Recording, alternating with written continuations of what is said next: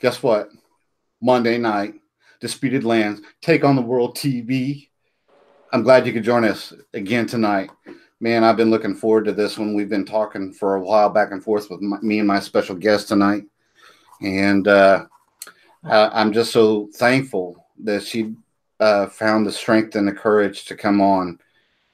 My guest tonight, many of you might know her better as All Ram Ream Lamp, but it's Marla Palmer. Marla Palmer. For the last couple of years, Marla and I have been friends on Facebook, and we've talked in chats and met her at the conference. Loved on her face at the conference. Got to hug her.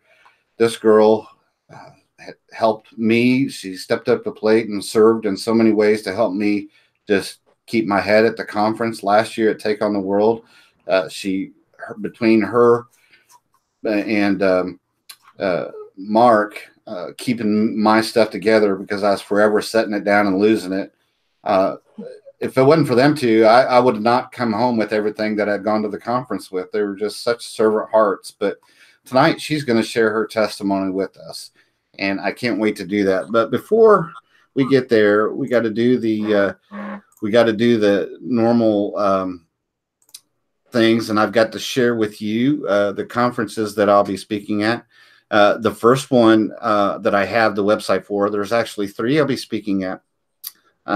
This one is the second one. It's the Go Therefore Conference, also in Lima, Ohio. It's 136. Is that all? 136 days? Woo.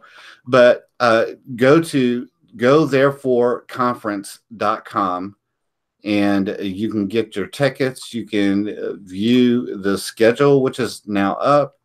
Oh, no, it's coming soon. But you can see who the speakers are. There's a whole list of very wonderful speakers. Jamie Weldon, I'll be having him on the show soon, maybe even as soon as next week. John Holler, you guys are familiar with. L.A. Marzulli, Mark Harrington. Some of these folks I don't know. Of course, our good brother Tom Dunn is going to be there. Doug Woodward, who's been on the show several times. Carl Gallups, I've never got to meet him. David Arthur, Alphabet Man.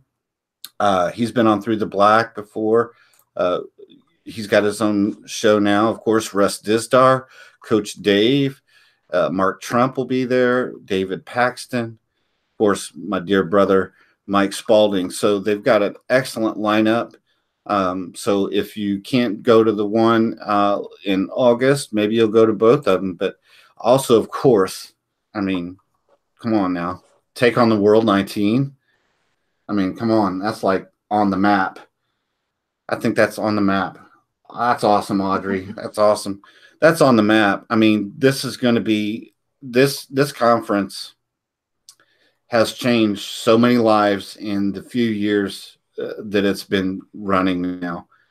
Lives changed, families changed by this event. It really is more of an event. It's more of a workshop atmosphere for you. It's just a whole weekend of getting the world taken out of you in a short taste of what heaven will be like. 4 days, 30 plus speakers. There are hundreds of hours of lectures come from this. Just all these people, wonderful people. You don't want to miss this. If you can't make but one event this year, maybe that's the one. But you can already see these are the speakers that have been announced so far. Some familiar names, some new ones. Nate, who was just a guest last year, will be speaking. Daryl Lee, Michael Mize, that's a name many are familiar with from years ago, and now UCTV. He a lot of calendric information. Anyway, I just can't wait to see you guys there. That's where I got to see for the first time in person my guest, Marla. Marla, welcome to Disputed Lands on Take on the World TV. Thanks for coming on. Thank you. Marla, we're gonna start, as I said before we came on tonight, I'm going to take you way back to your childhood, and we're going to start there. Marla, where were you born and raised? Let's just start that. Born and raised where? Well, that's a loaded question in itself. So I was born in Iowa, in a little town in Iowa. And I claim that as my hometown, Mm-hmm. but we moved a lot. But we kept going back to that town because we owned a house there. So, um, so yeah. Okay, so were you born and raised into a Christian family or a family of faith, or was that something that came later? Well, I guess I was born into it. My parents were 17 and 18, so they were very young. Um, and actually, when they were Catholic, they were both Catholic, but they weren't practicing really. And Actually, when I was 2 weeks old, they took me to a university hospital, and I had 24 hours to live. So I was baptized by the priest because otherwise I'm going, that's where I'll stay, right? That's the Catholic, that's what my mom said that the Catholics believed. So, so anyway, they weren't religious parents, but I spent a lot of time with my grandparents, and though I don't remember them being religious either, I know they were from later on in life. And I remember being 5 years old, and my mom was on her second husband, and I had a sister, but now she was pregnant, and I remember praying for a brother because I wanted a brother. So I was 5 and I prayed for a brother. So I was already praying by then, and I just don't remember who taught me or where I picked it up, but I have a feeling it was those grandparents. I see. Um, yeah. And once my brother was born, this gets kind of interesting because once my brother was born, the three of us children were taken to the Methodist church and baptized. So I got a second baptism in a different religion. So, So when you grew up in Iowa, and obviously with very young parents. By the time you said, a very young age and really not capable of processing adult things, you've already got another new father in the home. Tell me about the environment that this created for you. I mean, did you feel like you had a happy childhood, or did it seem normal, or what? Looking back, what how did that form where you ended up? um, I would say my childhood was probably not normal. I actually hope it wasn't normal because that was the second husband, and I loved him dearly. I don't think he was a husband for more than a couple of years, and then we start we start with some stuff that was not good. I mean, my mom had boyfriends, and we moved a lot because we moved in with the boyfriends, and then we'd move back to our house in Iowa, in Northwest Iowa. When she would break up with that boyfriend, then we'd find another boyfriend, and it was, I'll just say that I just hated it. But and I didn't get to see my real dad except for holidays and in the summer. So, um, but we ended up settling back in that little town in Iowa um, before I was a teenager. And I went to church all the time. Our house was across the street from the Methodist parsonage.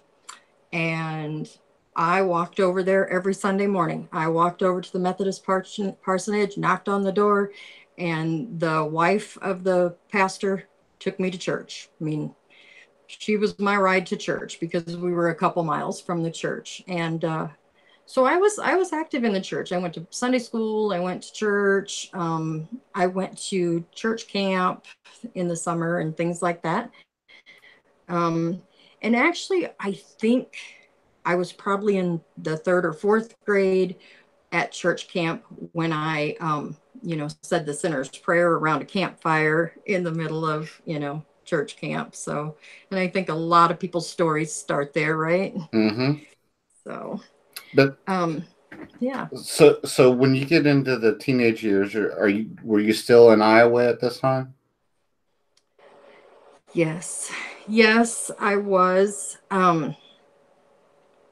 I had a stepdad when I got into my middle teenage years. So this was marriage number three. um, I had a stepdad, and well, he was just a criminal. I mean, we had a relationship as when I was an adult, but as a teenager, it just wasn't good for somebody in junior high going to school, and everybody knows, 'cause this was a tiny little town that I lived in. But um, so then there was that, and just then he was gone, and then the revolving door starts again, and I said, I've had enough. I have had enough, and I asked my dad during that summer visit between eighth and ninth grade, Dad, can I move in with you? And that, I will always say, was one of the smartest things I've ever done. Um, that was a dad and a stepmom and a brother, and it was a family. It was a sit down and have supper together. It was we went to church together. That was kind of what I thought of as a normal family. So I was happy to go there, but then we go down another spiritual path because then I was going to the Lutheran church with my dad and stepmom. So I got confirmed. I went to confirmation and got confirmed in the Lutheran church. So um, I always say What my spiritual journey was really strange. looking back, I mean, I'm just sitting here listening to you. I'm thinking I would probably be so confused. I'd either be A, confused by everything that these different denominations were teaching me, thinking that they were saying some different things, or B, the most likely thinking that they were all the same thing. Did you fall into either one of those categories? Um, Probably the all the same thing. I mean, because you heard pretty much the same thing all the time, Uh huh. which was to me a lot of fluff, Uh huh. you know? I mean, not a lot of truth, but a lot of fluff. But I didn't know it at the time, and I just soaked it all in. I loved it. I loved it. I loved going to church. I loved going to, when I moved in with my dad and stepmom, I helped my stepmom teach Sunday school. Plus, I went to the high school youth group, and I taught vacation Bible school. And I just I did it, At what and I loved age it. were you doing Uh, that? well, I moved in with my dad when I was 14. I was just going to be a freshman in high school. Okay. So did you So, go in the high school? So you've had this checkered background of being almost gypsy like, where you've moved here and there and everywhere. Did you did you go through any kind of rebellious phase from where you decided you weren't going to be a part of the church? Then after that, is this where some of the well, I had some rebellion, just normal teenage rebellion. mm-hmm. I also had a lot of depression just because of the circumstances that I had been living in, prior to moving in with my dad. And but no, I was um I was good. I was good until probably after my sophomore year. And full disclosure here, I was so self-righteous. I mean, I was a Christian, and I was good. I was a Christian. Um, there was a big turn that got taken though, because I guess you would call it date rape. I was date raped. Okay. I knew the person, we were out together, whatever. And after that, I just didn't care. I did not care.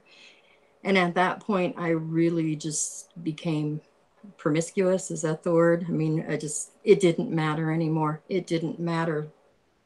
I wasn't a virgin anymore for sure. And so nothing mattered.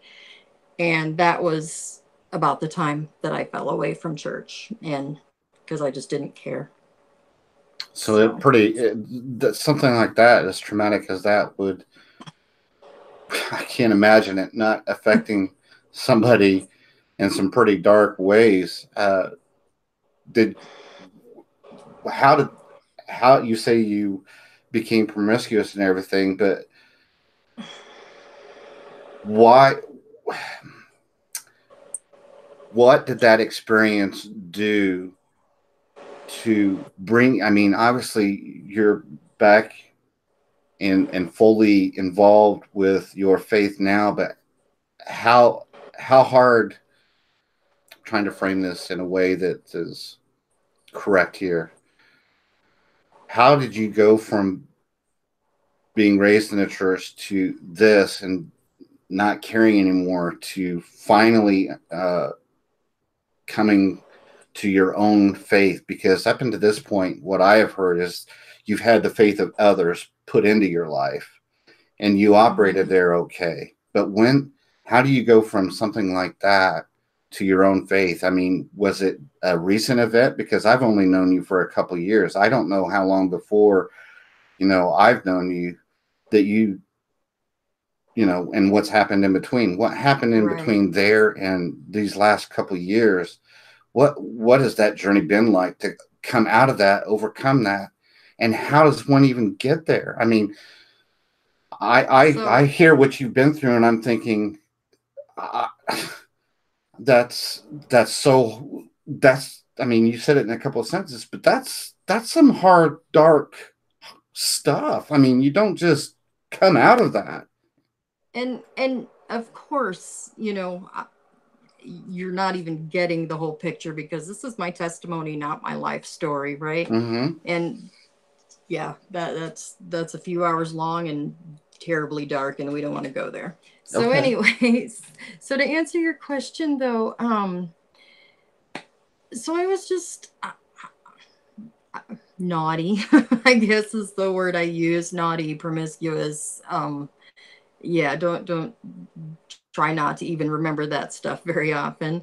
But so when I was about 23, I was working in this bar and restaurant, and I met a guy. This is not unusual, right? I met a guy, and look, I was going home with him, right? So, okay, he was in agreement with that, but we got in his car and he said, well, let's just cruise around instead for a while.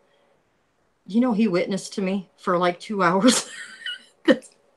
So, I mean, that was really good. And it was just like, it just brought everything back, brought all the memories back, the good, that I remember from going to church and going to Bible school and all that. It just kind of brought all that back.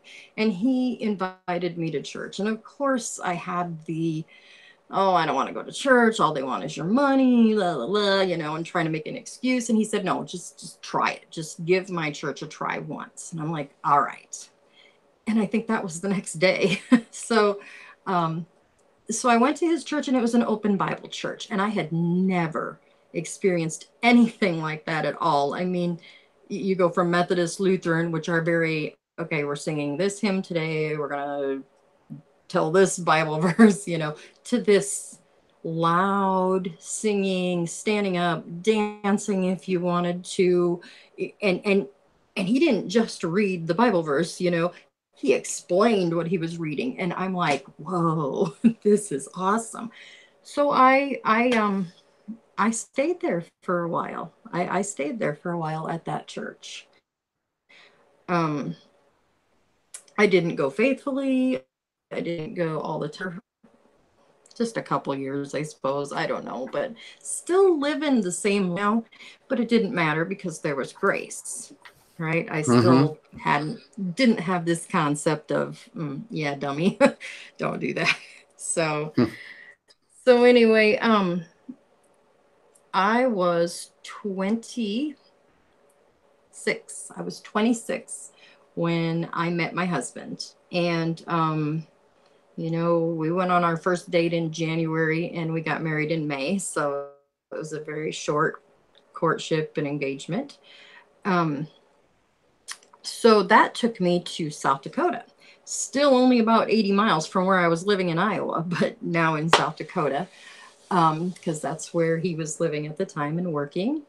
And so we had been married for a couple of years, and I found an open Bible church up there near where I was, and spent a few years at that church, and then I don't know. It's almost it's not that I got bored. It's just things just weren't resonating. Things weren't right. I mean, I didn't know what that wasn't right about church, but anyway, but when I was going to church, I was involved. I was involved in everything, because I really, really liked it and I wanted to be involved. And I just, I don't know.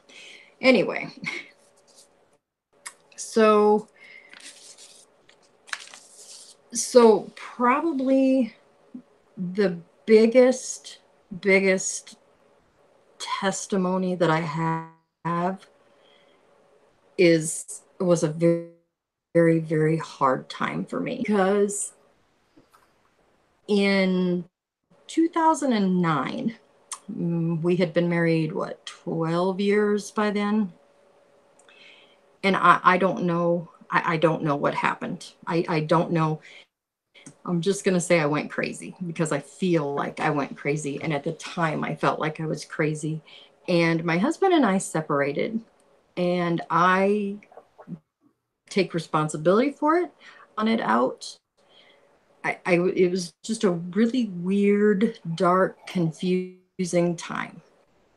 So, so at that time, I'm living in an apartment in town, our acreage, and Baptist church up the street.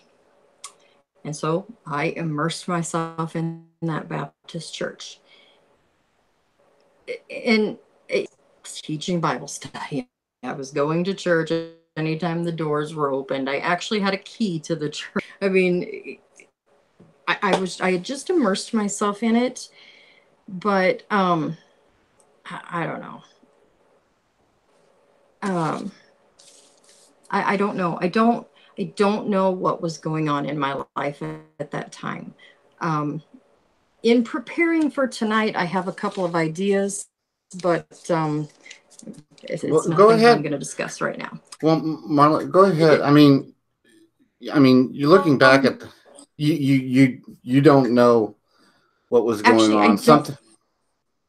I don't know, and I don't want to lay blame where it shouldn't go. So I need to explore this more within myself before I say something.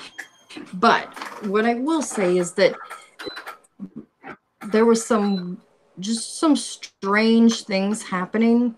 It was like one day I'd want to be with my husband, the next day I was confusing him. I was really confusing him, but I was confused myself. I wasn't sleeping. I was self-harming. I mean, it was this crazy time in my life. But in the midst of this, I had remembered, well, okay, actually, we filed for divorce. That's what happened. We filed for divorce. We went to the same lawyer. We had divided the property. The papers were signed. We needed to say, I guess, we were getting a divorce. But I was thinking, when we got married, I had told him that when I get married for life, and if we ever decide we're getting a divorce, I'm going to demand from a judge. I don't know anything about going to court or divorce or anything, but I'm like, I'm going to demand that, be granted, we have Christian marriage counseling just to make sure. I remembered that after our divorce papers were all signed and stuff. So I asked my husband, would you do this with me? Would you please? Because at Marla, that point, he's like, yeah, I'm done with your view. do me a favor, dear. The video image is very choppy. So if you would go up to your Oh, settings, and this is not because I don't want to see you, but I think it's going to come through a little bit clearer. Just turn your camera off for me. We'll still be able to hear you, but I think maybe the choppiness is going to distract some folks. So just go up to the top there and turn that camera off. I don't know how to do that with you completely off. I'm Oh, on an okay. iPad. Okay. Well, don't I worry don't know about it how. then. Don't worry about it then. I'm So, sorry. no, that's okay. It just chopping you Okay. off sometimes with your words. Um, Oh, I'm going to repeat what you okay. just said, just so everybody was clear. So you had Okay. gone to file for a divorce with your husband, and you had remembered at the time that you'd already made a commitment that you would not get a divorce unless you guys first sought some marriage counseling. So you had brought this up to your husband, and you take it from there. Okay. So he agreed to it. And it really did. And actually one of the things the pastor made us do, there's these two books. One is for women or men only. And I think that every single person in the world, when they get married, should get copies of these because they were good. They're good books and they helped our marriage immensely. But so we got through that, but we still, I mean, I was still, I don't think he was convinced yet, but we were working on our relationship. And I'm still going to this Baptist church, and I was going to the Bible studies. And to this day, I don't remember or I don't know. I just don't know. Somehow in my house, in my little apartment, was a Strong's Concordance or something along those lines. And so I'd go to Bible study, I'd go to church, and then I'd go home and I'd review my notes and read over what we were doing. And I was looking in this and I'm like, well, wait a minute. If this is what these words mean, this isn't this isn't what it's saying. It's not saying what the pastor says it's saying. And I don't know I don't know why I looked in this book or where I got this book. New, and now I know it was the Father putting it in me that, yeah, they're not teaching right. Please look at this for yourself, or you need to look at this for yourself. So I went back. I'd go back to the Bible studies, and I'm like, now wait a minute. This you're saying this, but I think it actually means this according to the Hebrew words or whatever. And they got really upset with me. They got really mad until finally the pastor said to me, you got to quit. You got to quit. You either have to quit coming to church or you got to just shut up because you're confusing people. It would be like me, a Baptist, going to a Catholic church and questioning their doctrines and things. He said, you're coming in here with your concordance words and whatever. He said, and we can't have it. You make a choice. So I don't shut up very often or very well. So that only lasted a couple weeks, and then I just like, yeah, I can't even be here because I can't keep my mouth shut. So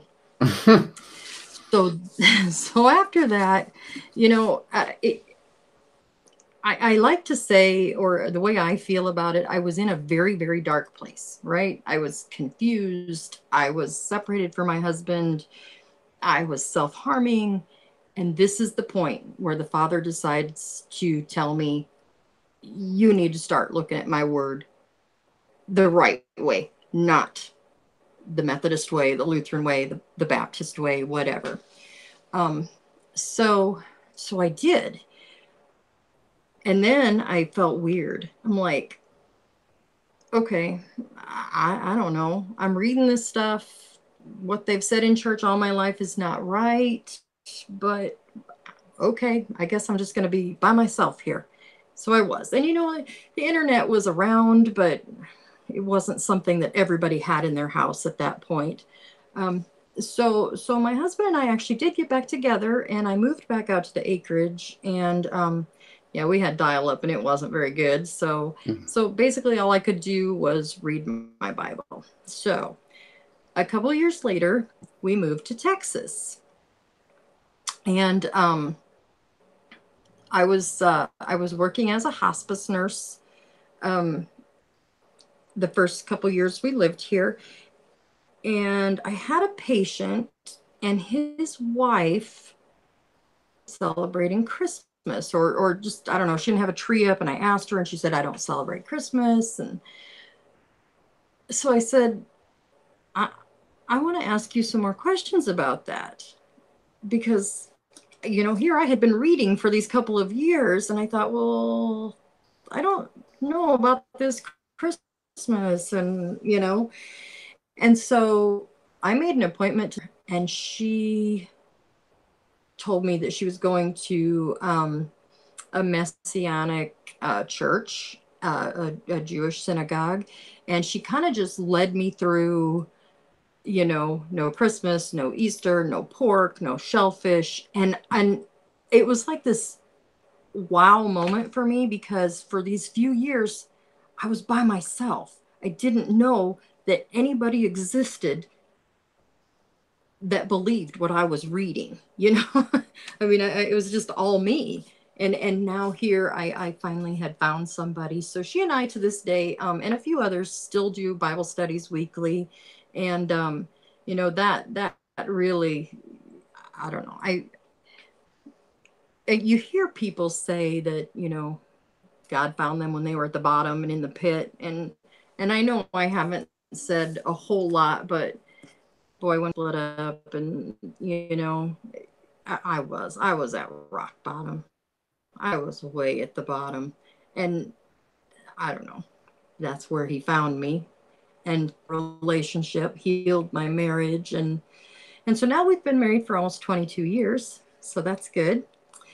Um, and one thing that I didn't realize that I was doing, that I actually was doing, was holding on to that divorce, I guess. I don't know why. But of course, I had my copy of and he had his copy of the divorce papers, and I put them in my lockbox, and there they sat. And every once in a while, I'd get in my lockbox to get something out or put something in, and I would see them. And I don't know. I don't know why I was hanging on to them, but um, as you said, Take on the World was life changing. And one of the first things I did when I came back from Take on the World was burn those papers. I got them out of my house. Um, I don't know. I don't know. I was hanging on to it, and I don't know why. But they're gone. My copy is anyway. I don't know where my husband's copy is. That's not my business. But mine are gone, and I'm happy. I'm glad. I feel like some kind of a tie has been broken.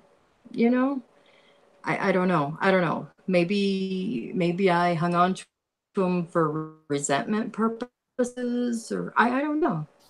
I don't know. Well, I've never used him back in his face, but it sounds like it was, keeping a door for an escape just in case, which can be a hindrance to our faith. It's not a full commitment. And, I'm thinking through your testimony and in listening to it, you say you've found a joy in that. Would you say that it's because for the first time in the last few years, that you are walking out what you're reading in the scriptures in spite of what others may be saying to you? Do you think there's truth to those words? absolutely. Yes. Out. You know, I'm listening to your testimony and, thinking about, our short conversation beforehand.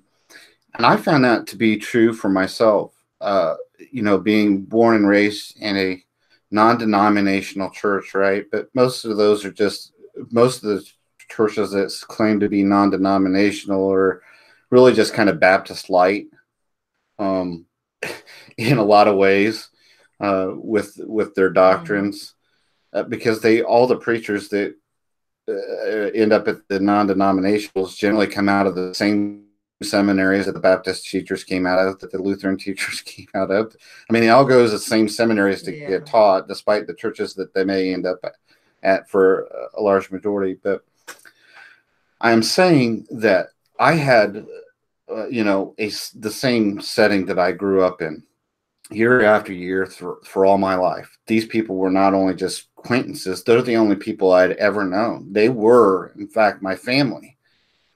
But I too came to that same conclusion years later, that you come to a point where you have to, and it's different time for everybody, where you come to the realization, do I believe what I believe because that's what I believe, or because that's what I've been told to believe? Because that's the way I've been told what the scripture is saying. And we all come to different conclusions about some of those things at different times for different reasons.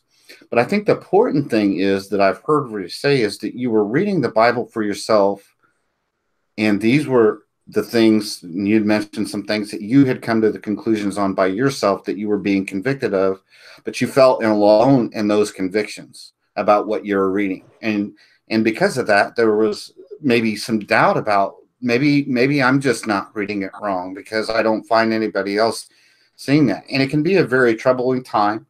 It can be feel like a very alone time. And I think there's a lot of people in the last several years who have found themselves in that same boat. It's like, for the first time, and there's a number of, and because the internet is so now much more easily acceptable, it's the norm for most people today, that Right. they are now able to find other people who are feeling the same way. And it feels like a mass awakening to where people are beginning to question if they've grown up both. They're questioning both, whether they've grown up in a church with a church background or not a church background.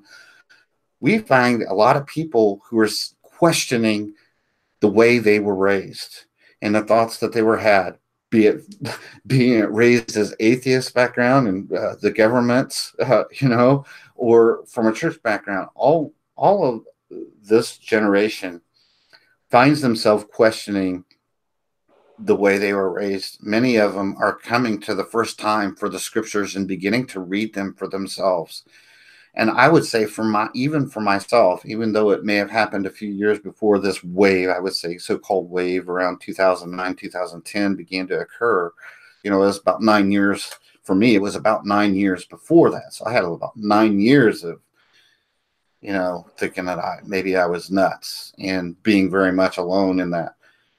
But as people began to wake up, I had gone through all those things, but I found, all Ram, I had found so much freedom in the conviction that this, whether people will feel I'm right or wrong, this is what I see the word saying, and I'm going to be true to that, because if I need to be corrected, my father loves me enough that he's going to teach me. And Mm. despite maybe what I see this saying conflicting with what elders may be saying, or the deacons I know may be saying, or even friends around me in the Bible study I'm having, I finally became comfortable enough with the word to say, this is what the word is saying. And until the Father shows me it's wrong, I'm going to have to abide by this. And there became a peace with that, right? There came a peace with that and a joy, just like I see that you're expressing now. And I see, so many people in our chats who have the various backgrounds. You have been one of them. And it seems to be now that maybe you can help me with this. It seems like there's somewhere along the line a scale got tipped now where people uh, they don't have to feel uncomfortable about living out the truth as they're seeing it. Do you feel the same way? Do you see that as well? I do, but sometimes I wonder if it's because of the people I'm associating with now, as Mm, opposed to the people I associated with before. And maybe if I would go back and maybe it would be the same. And Yeah, they'd just tell me I was crazy. I don't know. You know, the what I said before we came on air is true today, and why maybe you didn't share some of the dark things that you've had to face and go through to a deep extent, but your joy that you have today is evident to anybody who comes across you. I know that you love people to death. And I know I that you do. feel like that you talk too much. But I'm here to tell you, folks, that if you have friended All Ram on Facebook, be prepared to have a friend and someone who will talk with you and listen to you because she's there and she wants to. Um, Maybe you have a testimony that you've had or a life past that you've had a tough time uh, dealing with or talking about. In Marla, you have somebody who can not only sympathize but empathize because they can be very different things. Sympathize and empathize. That's why they're two different words in the dictionary for them. I can have sympathy for somebody, but maybe not have that experience. And many of these things, Marla's had that experience and she can empathize. You have somebody who understands that those feelings you're going through. Maybe you've maybe you've had a background where you were moved around a lot.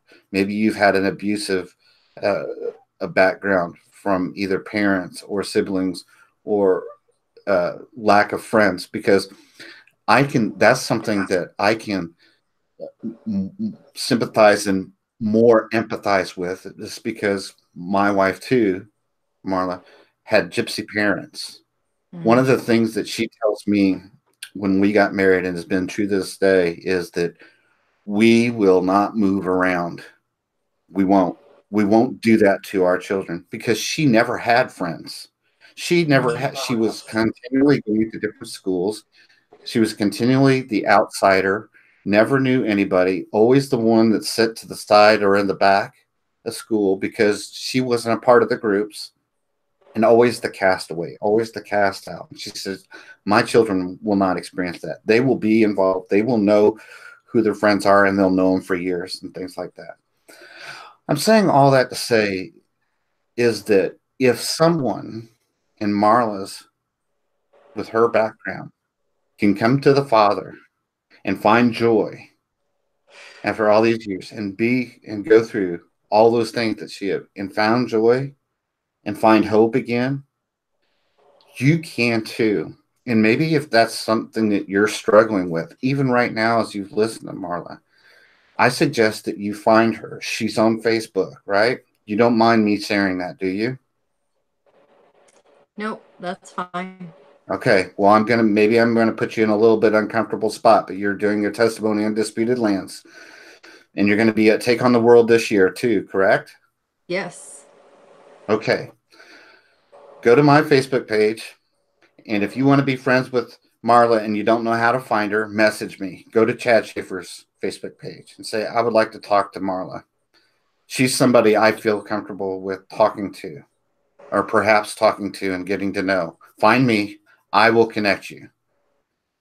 But her joy is just it's palpable and she just wants to love you so much that I know she feels like maybe she said to me one time, and this is kind of funny, and some of you, the older generation, will will know what I'm talking about. Do you guys remember the big Bobbable snowman and snow buddy?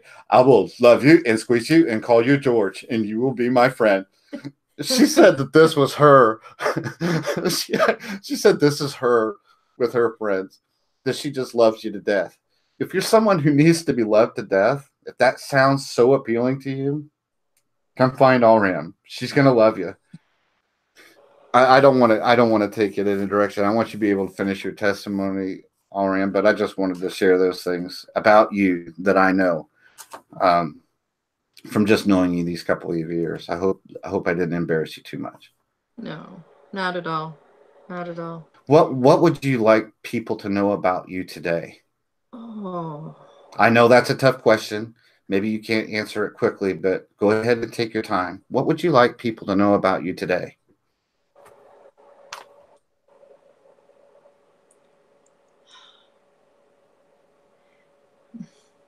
I It's don't know. okay. You said so much.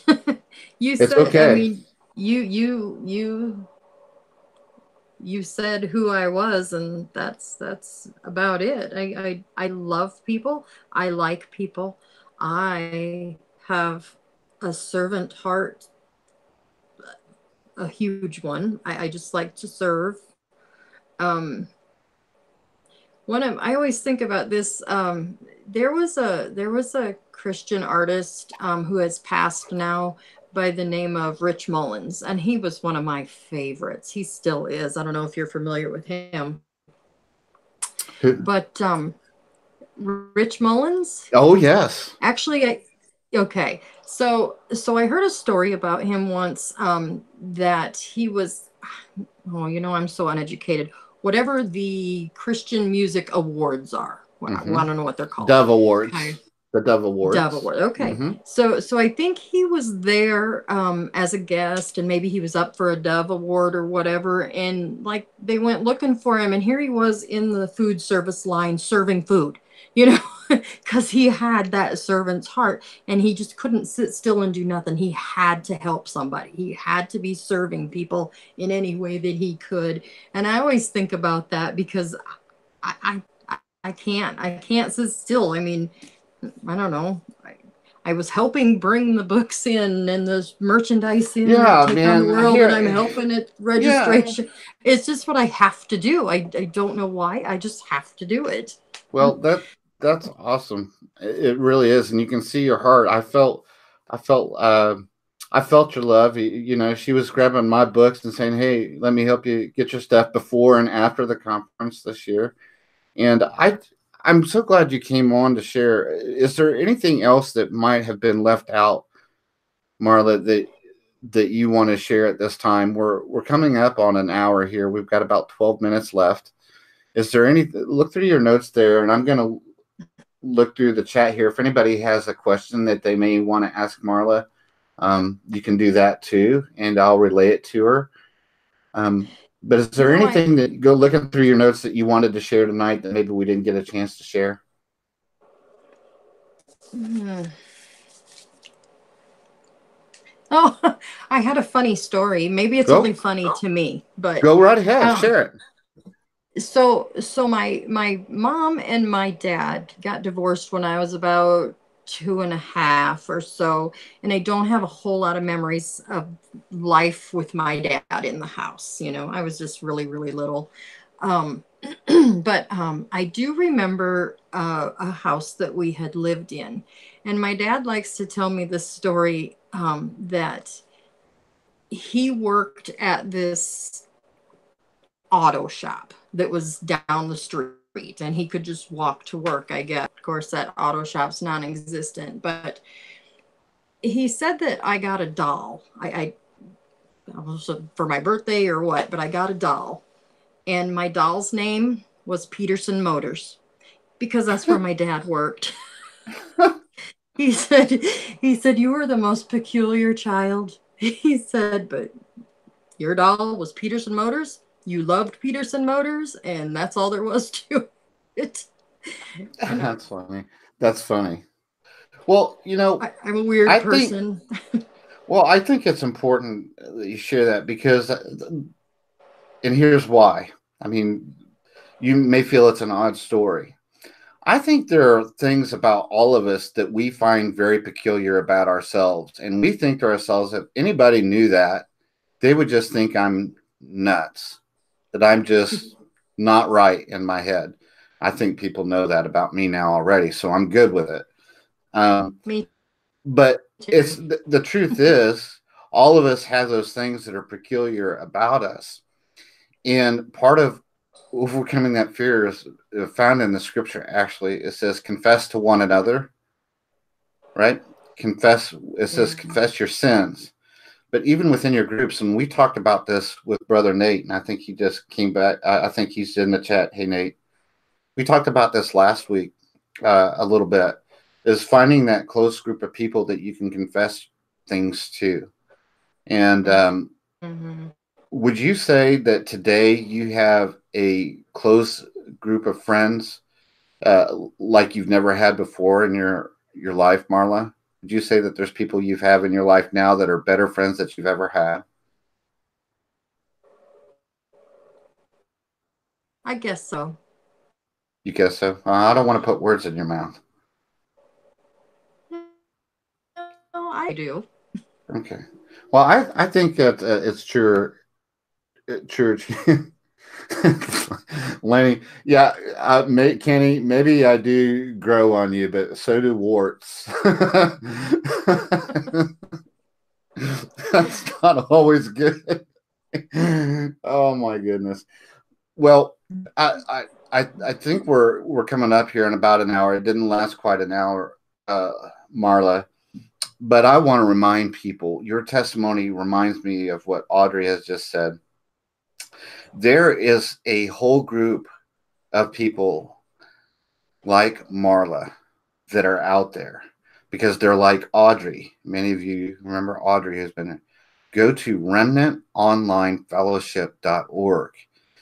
If Marla's testimony has helped you think about yourself, or you have identifies yourself to be maybe not the same testimony, but a like testimony, and you've felt alone, looking for some place where you might find somebody to connect with, rather than going to Fascist Book, if you want to connect with somebody and you don't want to go to that platform, go to remnantonlinefellowship.org and you can find like-minded people. And just as we discussed here, you're going to say, well, Chad, I'm not into that Hebrew root stuff. Well, you know what? There's nobody who's coming to my channel who are distinctively calling themselves, maybe they are, maybe they're not. I don't identify that. I'm a whole Bible person. I have friends from all walks of backgrounds, Methodists, Lutherans.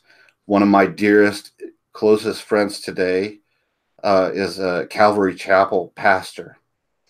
Audrey herself and many others like us are wanting one thing. They're wanting one thing only. They're wanting to know what the truth about the scripture.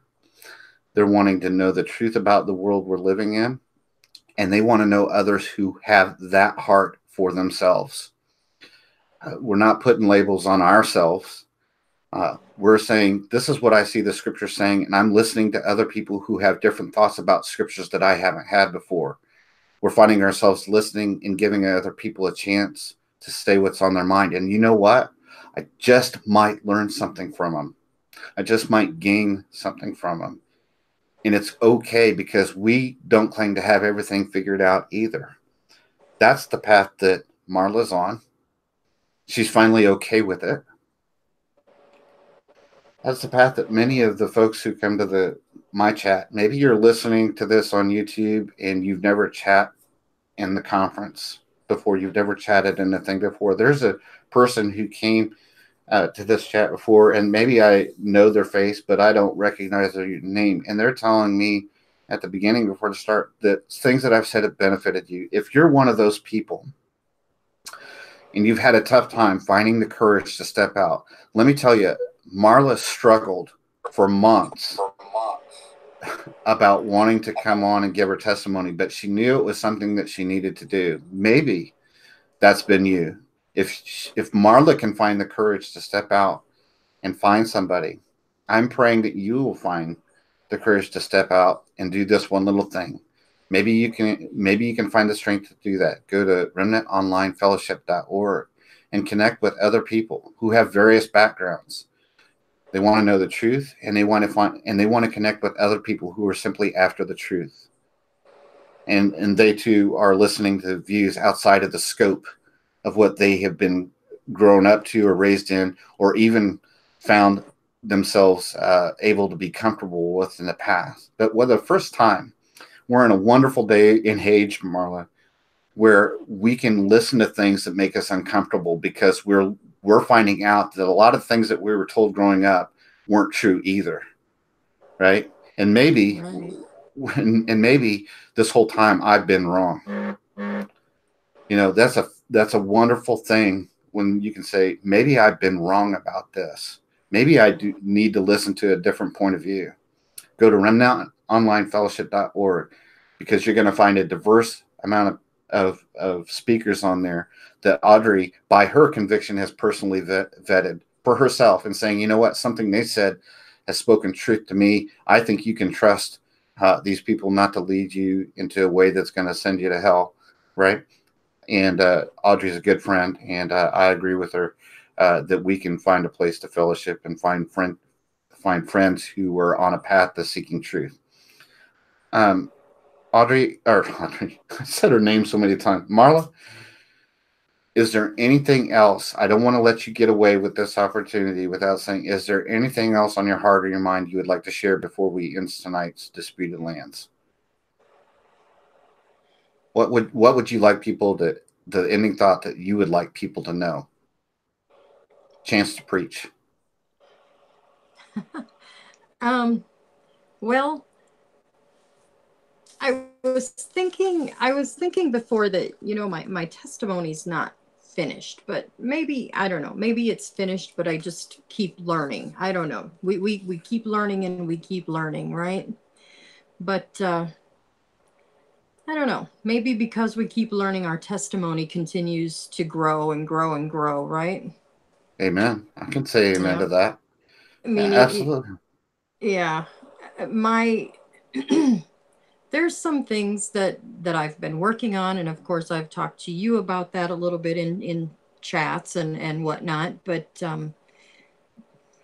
yeah, I don't know. I could go back to that thing with be patient with me because God's not finished with me. That is truly, truly, I mean, I just learned something.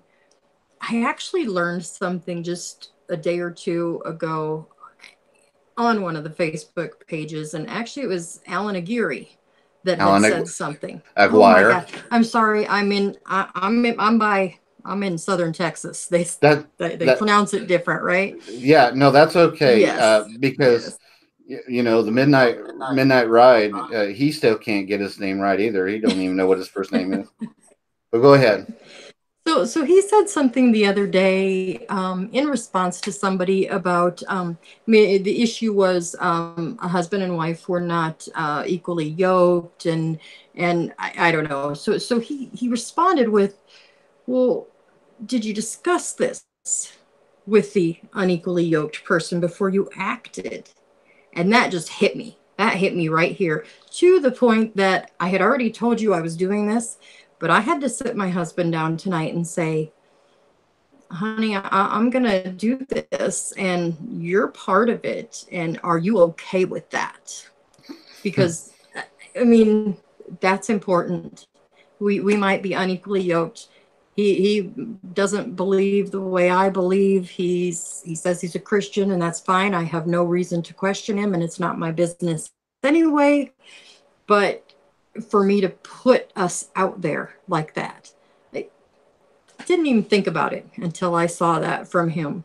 You know, and I don't know. It's just a new thing. Now I'm going to be thinking about how does my husband feel? Because he's very supportive all the time. He's very supportive. He already knows that I'm going to take on the world, and he's, oh yay, honey, are you saving up your money for your merch that you're gonna buy? And and I keep inviting him, but he doesn't want to go, and that's okay. I'm not going to pressure him, but so he's very supportive, but still, this is his business I'm putting out there too, and I have to be cognizant of that.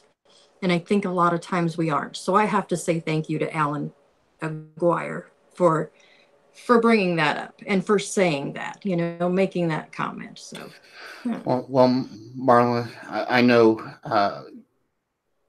that it's been a blessing to me. I know that it's your testimony is going to be a blessing to others. I keep saying this about testimony. Everybody who gives one, who's never gone on a platform such as this to give it, feel as though what they say is not that big or not that important. I want you to know, and I'll say it again, you could not be more wrong.